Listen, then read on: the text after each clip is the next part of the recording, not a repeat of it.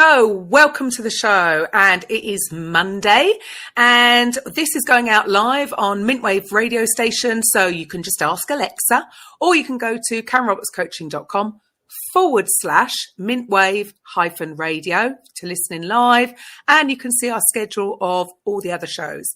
Now, it's also going out as a podcast too, so find us on KarenRobertsCoaching.com/podcast-network for this particular podcast and to see other podcasts in the network. Now you can download the app for Apple and or Android, and please subscribe and follow or leave a comment. Now today's episode is 109, and today we have Janet Sandberg, who is an intuitive coach, divine channel, energy master, medium and author. And we're going to be talking about how to trust, align and connect with your soul so that you can stop feeling broken. Now, I'm Karen Roberts. I'm your host. Now, we provide a platform for coaches, consultants, therapists and healers to get their message heard to the people who need it. We own Mintwave Radio Station and Raising Vibrations Podcast Network. And we also have a directory. So come and find the right coach or therapist or healer that is the right fit for you. So Janet is the former gothic punk girl with a dragon tattoo who is now a Doc Marten wearing spiritual badass. Love that. She's a channeler, energy master, author and medium. She loves helping women who are feeling lost, lonely, disconnected and broken. And she helps them learn to trust and align, connect and heal so that they can fall in love with their souls and their lives. So welcome to the show, Janet. It's lovely to have you here. I'm happy to be here. Awesome. So if you could share with the audience a little bit about, where do we start with all of that? If you could start by sharing your story. It's a long story. We've only got an hour. Well, we'll start with the spirituality side. So that has been around ever since I was a little girl. I didn't know what it was until I was in my 30s, mostly just because of the era I was born in, and there was no internet, and it was really hard to find information on energy healing and mediumship and all of these things. I eventually discovered Reiki when I was in my 30s. I was actually at massage school. And once that world opened up and all the other pieces made sense, I was like, oh my gosh, this is why I've experienced the world so differently my whole life. Like I've never felt like I really fit in. And then the mediumship piece came back and made sense. And I was like, oh, that's what that was when I was little. Now I understand what that was. And I still had to sort of learn how to work it and how to really sort of take advantage of that aspect. But like anything, it's a practice. And the more you do, the better you get. Now I'm just open to everything and it's amazing. So I like to say I can channel on 3 levels. So spirit, source, the universe, whatever you want to call that, your soul, and people who have passed over. They're all on different frequencies for me. So it's like 3 different radio stations. Oh, wow. Interesting. So what happened? What was the first time where you thought, okay, yeah, I am. I mean, how does it work, right? This is not me. I'm not tuned in. Or would you might say, we've been conditioned throughout schooling not to listen or not to take notice and sort of dismiss it. So for you, at what age were you when you thought, you say that you always felt a little bit different. Mm-hmm. But what was the first, I suppose, encounter and can you describe it for us? So as young as like 3 or 4. Wow. I know, like if I was in a very quiet, sort of Zen-like place. Usually it happened when I was coloring. I used to love to color in coloring books. So, you'd be sitting there, coloring is very meditative. You're very focused.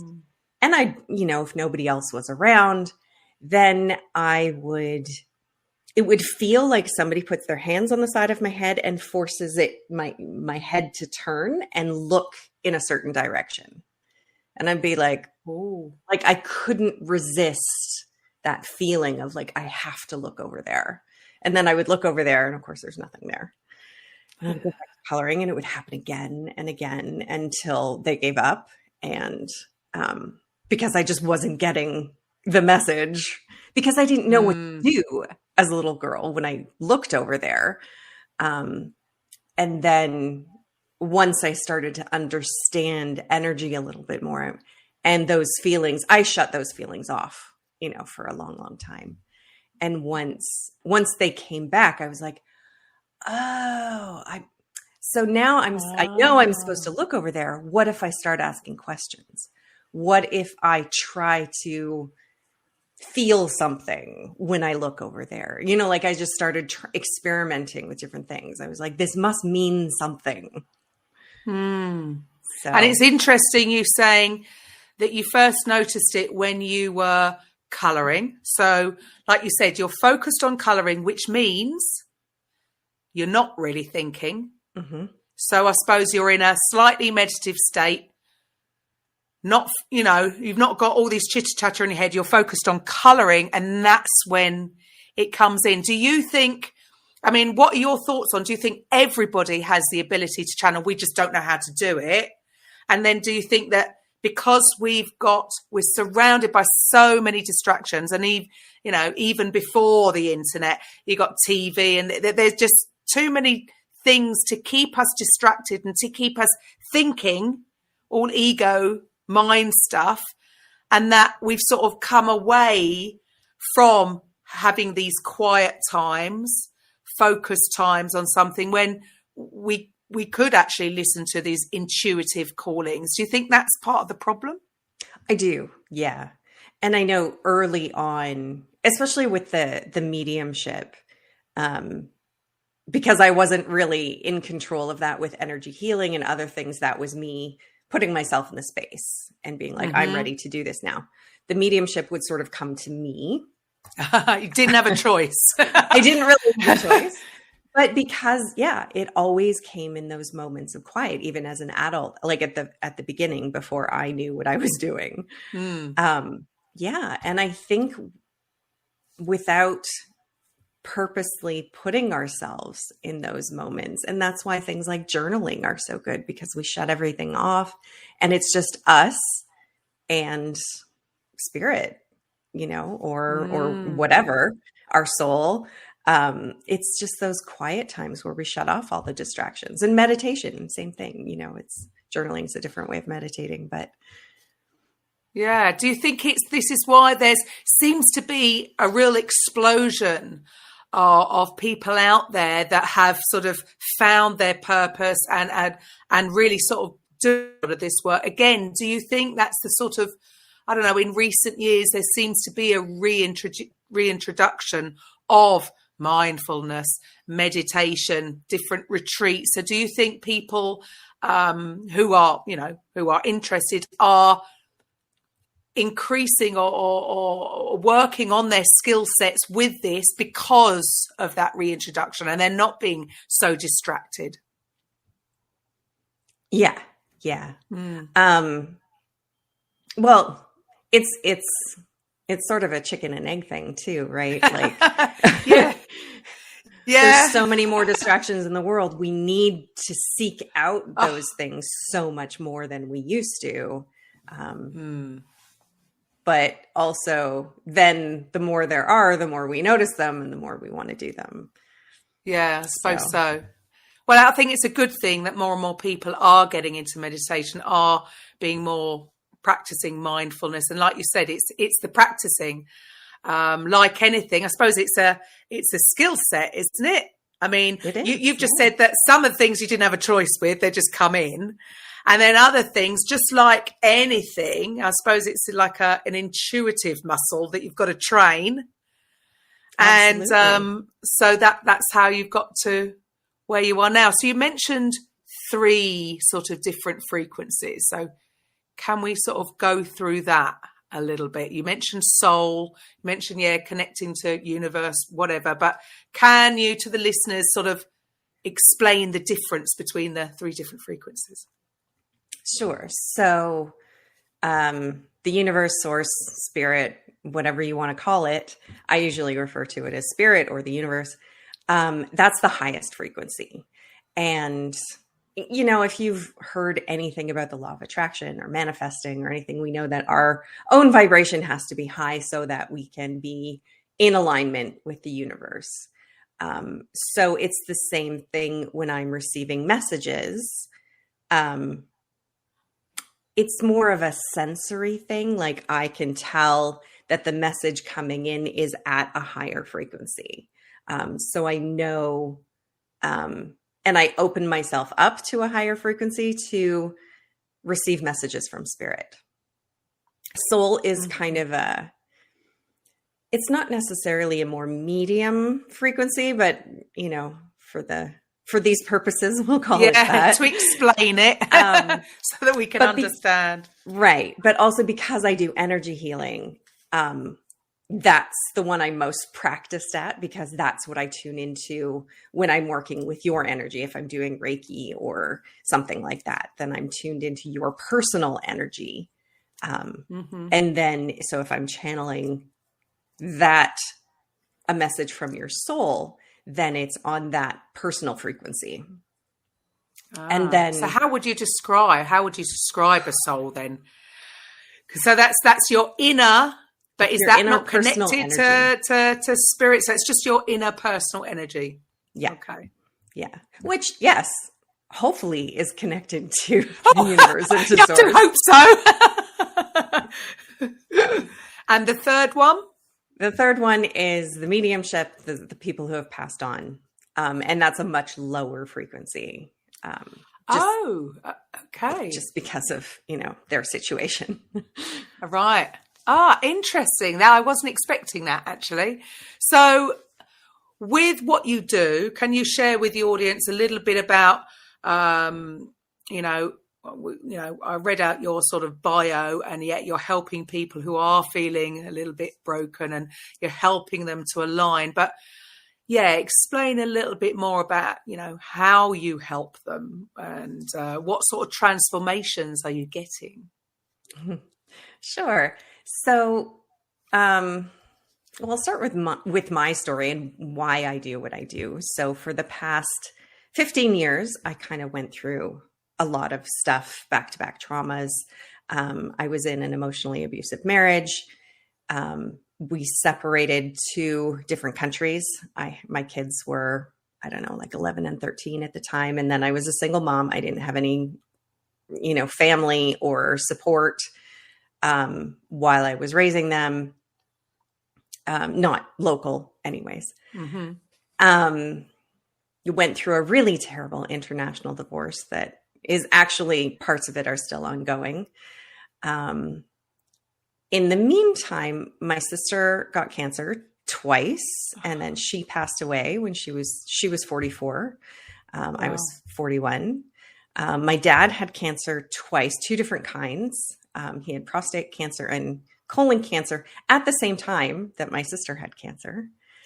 And then he's fine now. He's doing really well. Good. But then right after my sister passed, then my mother developed dementia. And then we had to live through and care for her for 5 years before she passed. All this time, I'm trying to start a business. I'm trying to heal from everything. And then, of course, the pandemic hit. My then partner, now husband, lived across the border. So I'm in Canada. I'm in Ontario. I'm an hour from the US border. He's an hour on the other side of the US border. So there's only 2 hours driving between us, but the border was closed because of the pandemic. So we couldn't see each other. Oh. So for 8 months, we didn't see each other at all. And then slowly they were allowing visits. We eventually decided to get married to make the border crossing thing easier, because they were allowing different rules for families than for other people. So we got married in the height of lockdown. We almost didn't get a marriage certificate because marriage license, because they were like, it's lockdown, nobody's getting married. And we're like, we're getting married in a park, and it's just, us and the officiants and my kids, and that's it. Wow. And they're like, oh, okay. So we begged them. So anyway, so we went through all of that, and yeah, it's been a lot. Yeah, that's a bit of a journey. Yeah, you've certainly been through it. And I suppose this is it. It's when you've got young kids, you're getting over dealing with baby and toddlers, and nobody really prepares you for what could happen later on when you are caring for elderly parents. And there's so much in life that we're not really prepared for. Yeah. And then for you, it's all happened together. Your sister, it is a lot together. Each one needs a healing process. Each one needs time to grieve. And so you sounds like you had it all in one hit. I did. A very long hit. A very long hit. And I came out of that, and or at some point during all of that, I was like, where am I? I don't know who I am anymore. And that was a big part of it. So healing from the emotional abuse was a big part of my healing journey, but then also just trying to figure out who I was after, your kids get older and they don't need you quite as much anymore. Like, who am I? When you lose a sibling, you have to reorganize the family structure in your head. I'm an only child now. And then you lose a parent, and all of these things, you have to sort of reassess who you are. And it is so easy to get lost and get disconnected from your soul, from who you really are. And I went through it so many times. I'm pretty good at finding it again now. You're an expert. I'm a bit of an expert. And so I wanted to use my gifts to help other people who, whether they've been through trauma or terrible life experiences, or they're just super busy with life and they kind of forget who they are, help them find themselves again, because that is really where life gets good, is when, right. you know who you are on a soul level, when your soul is connected to the universe as it should be.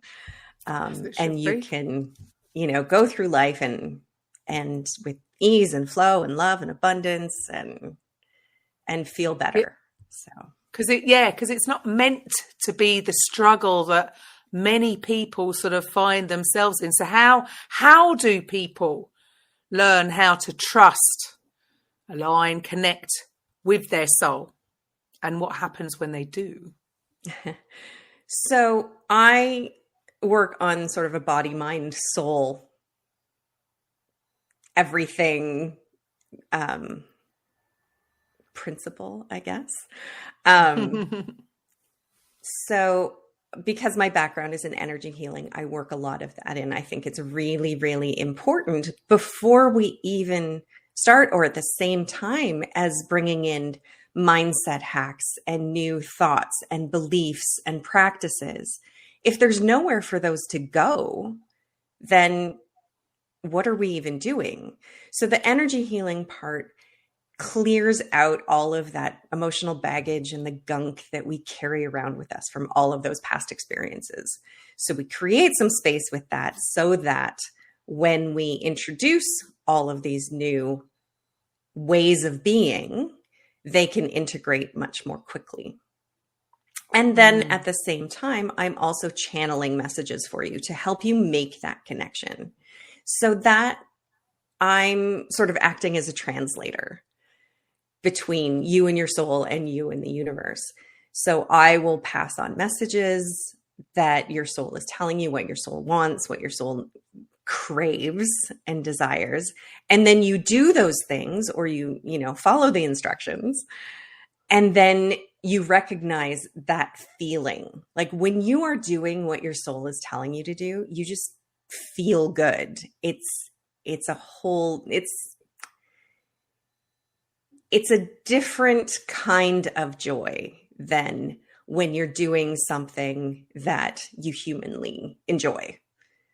And then over time, you begin to recognize that. You begin to understand for yourself what your soul wants and how to get that feeling, those connections, and you build that up yourself. So eventually my clients don't need me anymore. I mean, that's a good thing, isn't it? Yes. That's a good thing. You've done your work. They've got the transformation, and now they know. Because again, it does feel like, because we just have been so conditioned to do things in a certain way, and it is all about, it's almost like we've been conditioned not to trust our gut, not to trust, not to even, in school be told off for daydream. I might be in a meditative state. It's a good place to be. But everything was sort of been knocked out of us as we've got older. And so it sounds like we've got to relearn that stuff that we probably intuitively did as children. Absolutely. And we've been told off. Yeah. for doing it. Even just listen to your mother, like don't do what you feel is good. Listen to your mother, listen to your parents, do what makes them happy. And so we just stop, especially as kids. We don't want to get in trouble. So you stop listening to yourself. And then it's listen to the teachers and, listen to your boss and listen to your friends and your family. And there's so much noise coming at us all the time from these people who are supposed to love us and care about us and want the best for us. And we stop listening to ourselves. And how long does it, for some people that, it's because it's not finite, right? It's not tangible, it's feeling. And so some people, I don't think they really know whether, should I trust that feeling or not? What is the difference? How do people sort of navigate this journey? It's a lot of trial and error at the beginning, which is where my translating comes in. If you're trying to do it by yourself, it's a much longer, more challenging process of just learning to trust. And it's just through doing like little tests and little experiments until you start to recognize the messages and the voices in your head, which ones to listen to, which ones and which ones are ego, right? Yes. That seems to be the hardest thing. And it's because what I have found is I realized I was getting the whole thing wrong for about 20 years. Yeah. I've come to that conclusion. I'm not going to blame that, but I'm going to blame my personal interpretation of what I was listening to or reading on, because, the self-development arena is all about thoughts. Mm-hmm. Thoughts become things, how you think affects how you feel, but it seems backwards. The thoughts are mine. How do you know if they're the right thing? Like you say, they could be just the ego. It's just your subconscious saying, no, don't go there because you've not been there before. Versus, it's that feeling place. Mm-hmm. And that's the trusting. The tricky part is that ego, wants to keep us safe. So that voice always sounds like it's a good idea, because why would our soul tell us to do something that's scary or out of the ordinary or something that sounds like we don't want to do that, when really that's the direction we need to go in, because we need to get out of this stuck space that we're in. But that's a little bit scary. So we listen to the safe voice. So it's taking those baby steps and being like, but what if I just step a little bit outside of my comfort zone? What happens? And then your soul does a little happy dance and you're like, oh, okay. But we still have to always sort of overcome that that ego voice that's trying to keep us safe and small and stuck. Yeah, that seems to be the point, is that which one to listen to. So is your advice doing baby step rather than, some people want to go for that big goal from where they are. And of course their ego is going, no chance, mate. Who do you think you are? Everybody's a little different. For me, mostly it's baby steps that works for me, but some people are jumpers. It makes sense to just make sense to soften that negative voice, negative chitter chatter first, and then as you go and as you become a little bit more intuitive and trusting it, then you can go for the big jumps. So, what is your whole thing now? So, hopefully we're fully out of lockdown and all of that drama. You're married, so it doesn't matter if it happens again. Hopefully it will never happen again in our lifetime. So what is it that you're specifically doing? You're specifically helping women, but who in particular? Do you have any particular person that you really love working with?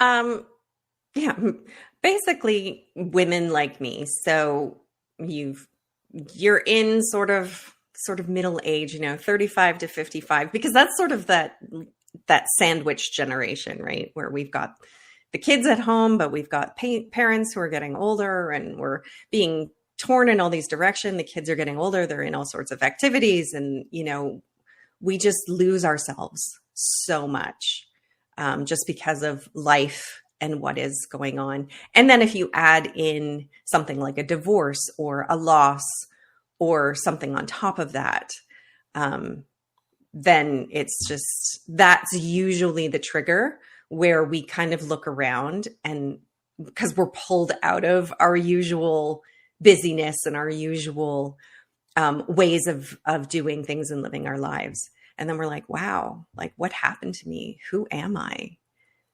I need to find myself again. I need to connect with my soul again. And some people never realized they were connected to their soul in the first place. And this is a whole brand new thing, where they're just like, something is missing. I feel lost. I feel like I don't fit into the world anymore. I feel kind of broken. And which I don't ever is, like where I am. Yeah. No one's ever broken. It's amazing what the things that we go through, and it's just like you say, it's difficult to sort of navigate it by yourself because so many feel like it's only them. Mm-hmm. They're the only ones that are going through it, and I suppose because of social media, you look around, everybody's life looks perfect, and so then they might be thinking, "Oh, why is it me? It's only me," but they're not. So many people go through this. It's all part of the journey, isn't it? It is. It is part of. And, I don't think these things happen to us, to test us or anything. It's just part of being human. We just have human experiences, but it's how we come out of them. But even like you said, people don't tell us the challenging parts of parenthood. And people don't tell us the challenging parts of life. Like, when you're a kid, your parents might go to a funeral or something, but certainly in our generation or my generation. So I'm 50. So my parents are in their 80s. So, they didn't share feelings or emotions or talk about what was going on in their lives or with their friends, so we had no idea, that these sorts of things. And then you come across, you get to that age that you remember your parents being at when all of those things were happening. And you're like, why am I being blindsided by all of this? Yeah. Well, no one wants to talk about it, do they? Right. But I suppose, at the end of the day, it's all part of life's journey. No one's getting out of this alive, are they? No one, not one person on the planet is getting away with it. So it is all part of the journey. And I suppose with your mediumship, that must really, because I know what it's like. I lost my father, well, coming up 2 years now. And yeah, I wasn't ready. I wasn't set up for it. And I would think that that's going to be a big comfort to help people transition through that process. And again, even that, you know, it's funny. I would sort of think to myself, look, you know, he was 85.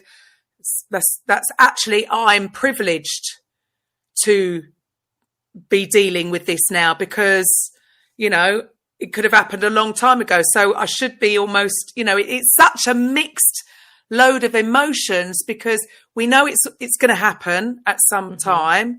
It's still horrendous to go through it. But like I say, none of us are getting out of this alive. And if they have gone through and had a wonderful life and got to that age, that's a good thing. You know, we can all only hope to get there, you know. So it's a real mixed bag of emotions going through it. So what you're doing with channeling, people who have passed over, I bet that's a huge relief and just calming for people who are struggling with a loss. It's interesting. So the first time I did a mediumship reading for somebody who wanted to connect with a specific person was for a friend of mine, and her dad had passed and she wanted to just check in and make sure he was okay. So I'm like, I don't even know if I can do that. I've never done that before. And I'm like, if you're okay with just kind of experimenting, then let's give it a go. So we did. And it was such a beautiful experience. It was so healing for her. And, you know, he was happy to have somebody to connect him to her as well, but she was able to ask questions that she still had that lingered, and she was able to just understand that he was in a good place and he wasn't suffering anymore, and, you know, all of those things. And I was like, wow, this is a great, beautiful gift that I have. I want to do more of this. But then I started encountering that the majority of the people were not like my friend. They were not looking for sort of closure to be able to move on. They were clinging to the past. So they were using these mediumship readings as a way to not let go. They were in such a desperate place that they needed to have these, you know, some of these people were doing like daily or weekly readings with their loved one who had passed because they just couldn't let go. And I'm like, I am a healer first and foremost. I'm a coach. This goes against everything that I do. You know, I'm here to help people align, to help people let go, to get rid of all of that baggage so that they can move on and be happy and enjoy their lives. And I was keep helping them stay stuck. Yeah. Okay. That makes sense. And I couldn't do that anymore. So I am very careful now with who I do readings for and how I do them. So a lot of times, so in my Facebook group, we do regular readings, but I will just like whoever comes through is how it happens. So as opposed to me seeking out a very specific person to talk to, that is where things get tricky and dangerous. Right. Like I can see that. Yeah. But do you have a choice? So you don't have a choice. Yeah. You do have a choice. Who comes through? Yeah. Well, you know, I set the intention. I'm like, I am here to help people. If you have a loving message you would like to pass on to somebody who's here in the group, then by all means, let me know. As opposed to, I'm looking for John Smith, you know, because your daughter is here and she wants to feel better about herself. And do people, I mean, can you get anybody, or will it only be, it's only going to be certain spirits that are going to come through? How does it all work? It's all sort of alien to me. I don't know. I've had all kinds of weird things happen, as you can imagine. And one time I was trying to find somebody's mother to channel for her, and she's like, I've asked several different mediums and nobody can ever connect to her. And I thought I had, but then she was like saying all these things that didn't make sense. And we're like, no, this is somebody else, just like pretending to be this lady I was looking for. Comedy ones. Yeah. So comedians. Like, this is not what I signed up for. And then sometimes, if I just sort of open the floor, there's just general, sometimes it's angels, sometimes it's spirit guides. Sometimes there's just other random people that come through and have a message. It's not necessarily anybody that is known personally. Right. So wow. Yeah. Living in different realms you are, by the sounds of things. Yeah. But with your program, your specific program that you help people with, what is the process with that? If somebody's feeling a little bit lost and I mean, I'm going to be 51 soon, and I'm possibly about to be an empty nester. I've only got one daughter with me now. I've already got an older daughter that's living in central London. And the other one's talking about moving in with her boyfriend. Here we go. So thankfully, I do have something to focus on. But I get it that, many women, especially maybe if they've also on their own. I mean, I'm a single mum.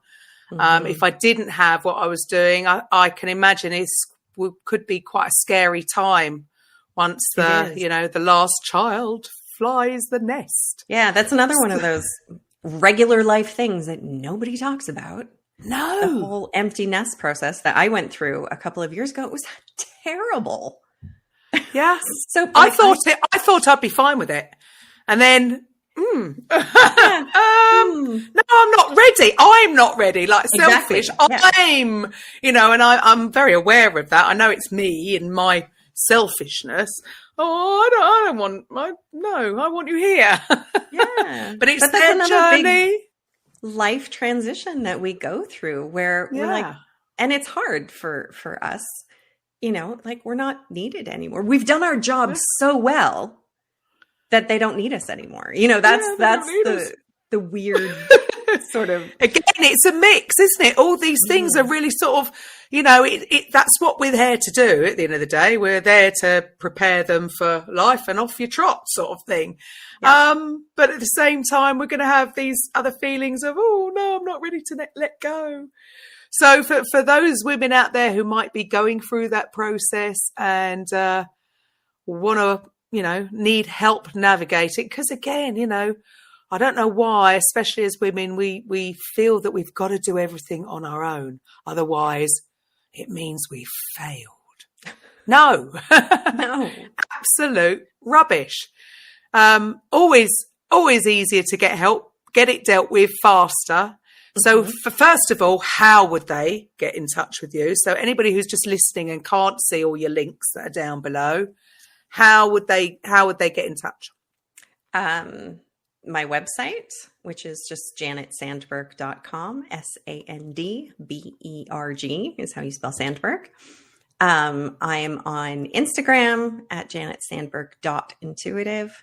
I'm on Facebook, either my personal profile, which is just my name, or my page, which is also Janet Sandberg Intuitive. Or my email, which is janet@janetsandberg.com. So nice and simple. It's the name. Remember the name. Right. Remember name. My last business was called Blue Dragonfly Energy Wellness Center. Ooh, and a mouthful. It was such a mouthful. And I spelled center with the R-E at the end the proper way. And that messed so many people up. So this time I'm like, I'm just using my name. Keep it simple. I'm got a terrible habit of overcomplicating things. I have to then have to backtrack and simplify, because I know I'm doing it. I know I do it. So yeah, how do they work with you? So what's your process with it? So we work together. And like I said, it's a combination of healing, channeling, and coaching. And we just go through all the steps. So that first bit, we're learning to trust ourselves. We're learning to listen to our souls. We're learning that trust. And then once we're good with ourselves and our souls, then we reach out a little bit. So that's the alignment, where we learn to connect to the universe, to source, to spirit, where we can use that external source as a guiding light, I guess, to help us know which direction to move in that's going to be best for us.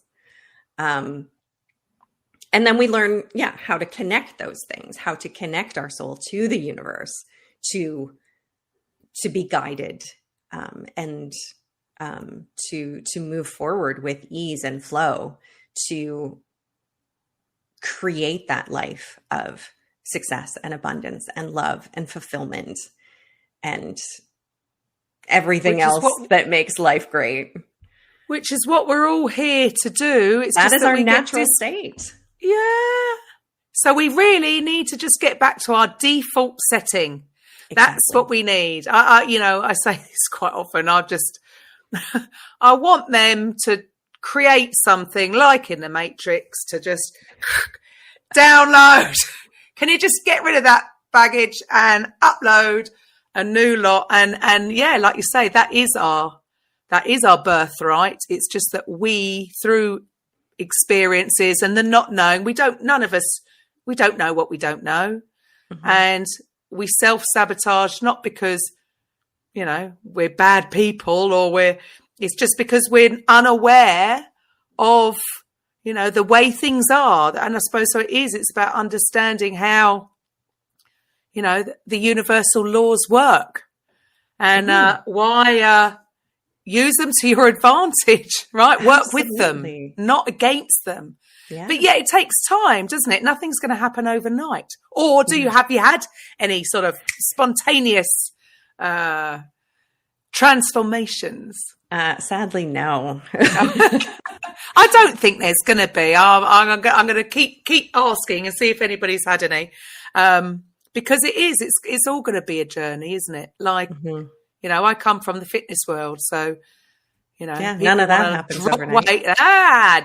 Does it? It does not, does it? Yeah. Which is a little bit of a pain, but it takes us so long in life to get to this point where we're looking for help, where we're realizing, it's going to also take time to get back to a point of health and balance and feeling good. Absolutely. And we've got so much like we say, there's programming that's gone on for, depending on how old you are, it's been going on a few decades now. Yes. So to sort of unlearn that is going to take time, and we will always default back to our habitual modes of being, which may not necessarily be healthy just because they're habitual, because that seems to be the trouble is when we are, I suppose we do go about our days most of the time unconsciously. Mm-hmm. So it sounds like what you're teaching is to actually bring them conscious and aware and listening out so that they hear it. Because, again, like I say, we've got distraction. Oh, my goodness. Your notifications from this, ping, ping, ping. There's just too much, and even more so in this day and age with all the different social media platforms. It's just too much to deal with, and they're all distracting us from connecting us with our soul, universe, whatever it is that we really need, because that's who knows, doesn't it? Knows better than the internet. It's more, your soul is more powerful than the internet. More powerful than TikTok. I mean, no, go figure. Really? I mean, that seems to be the thing. I mean, it seems to be a two-way thing. Some people are going more that way, and some people are, well, hang on, we need to go this way. And it just feels like it doesn't have to be that uphill struggle when you're connected to when you're trying to do it by yourself under stress, which means it's never going to work. Right. So you've been doing this now for a while, well, all your life really, since you were 3. Yeah. And naturally, you've been learning the skill sets. So where do you see you going in the future? What's your goals? My goal is very humble. I want to change the world.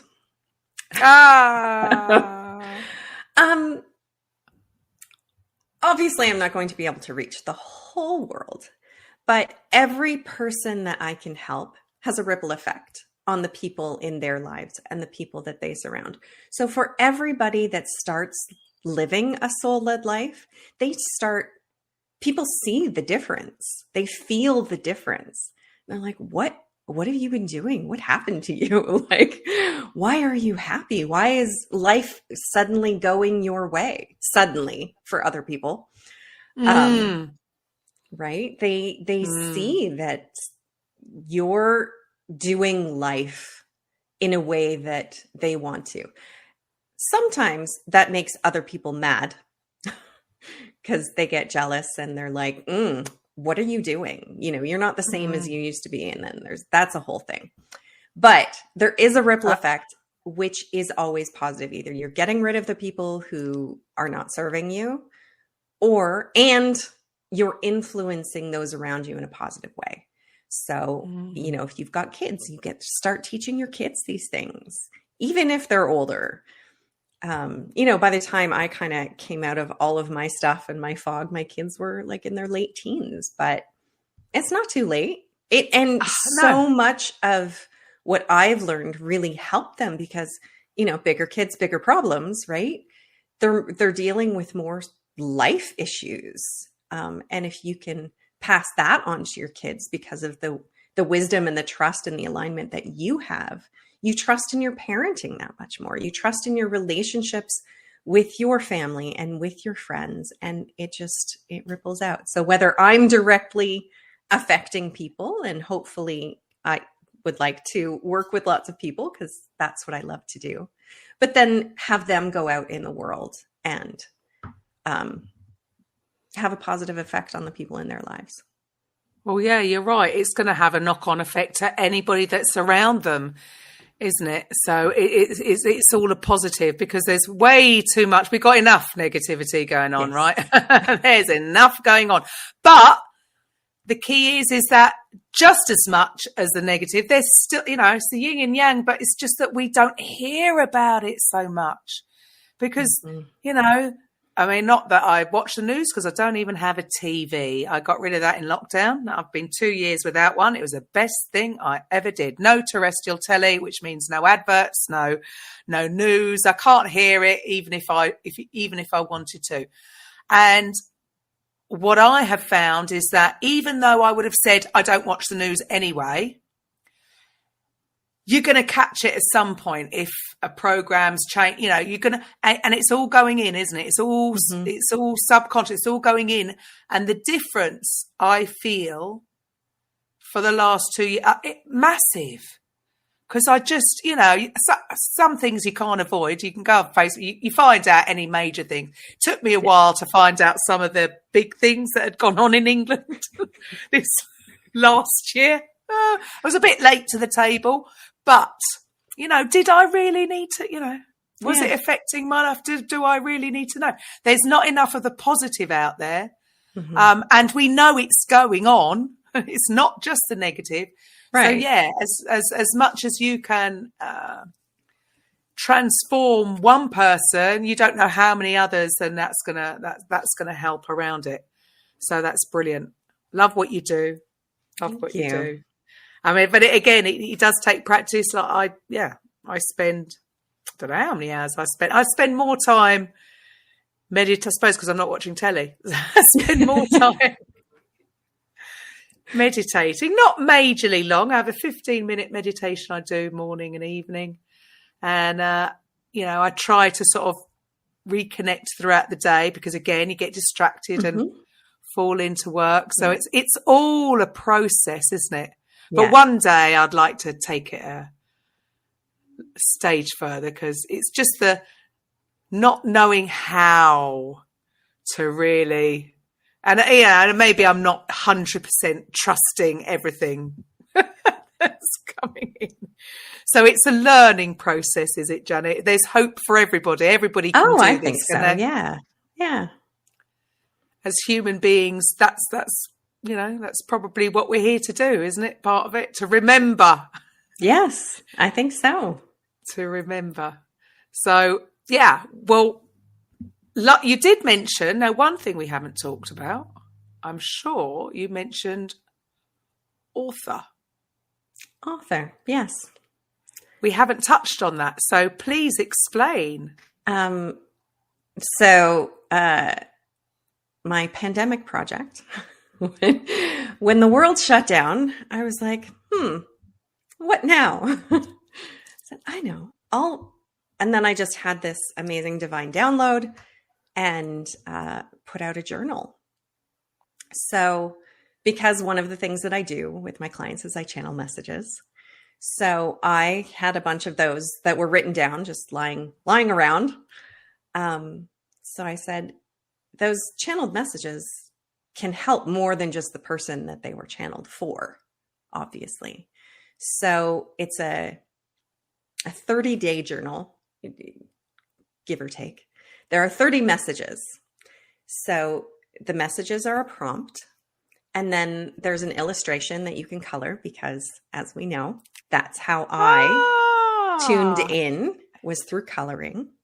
So there's a hand-drawn illustration for every prompt that a dear friend of mine drew for me. And then there's room to journal. So you read the prompt, color the picture, and then feel into what's coming up for you and write it out. And it helps you explore your soul in a different way. It just gets you thinking about different things and interpreting your soul and your feelings in different ways. So you can either go through, like, do one every day for 30 days, or you can just, whenever the feeling hits, you can just open it up like a deck of oracle cards and see whichever message is meant for me today, and do it that way. But yeah, I've had tons of great feedback. Everybody who's bought one has loved it. So love that. Yeah. So again, it's that going through that process of calming, unthinking, focus on the colouring in. And then would you ask a question? Should you ask what what do you need that day, or what do you, I don't know.